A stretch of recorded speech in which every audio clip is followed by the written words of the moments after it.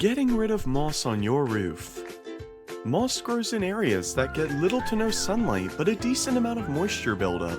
This is why you will typically see moss growing on the north side of trees, fence posts, and yes, roofs. Shingles that have been lifted up by moss roots can expose the underlayer of your roof to moisture, which can cause even more damage. The roof erosion brings moisture into your home, which welcomes mold that is harmful for your air quality. A sign of mold to look for is dark spots on your ceiling. When it comes to removing mold from your home, you have a few options. You could use bleach or a pressure washer. However, you should use these options with caution because you could do more damage.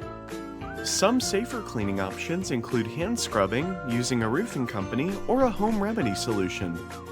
You can keep mold off your roof by trimming your trees, cleaning off your roof, and cleaning out your gutters.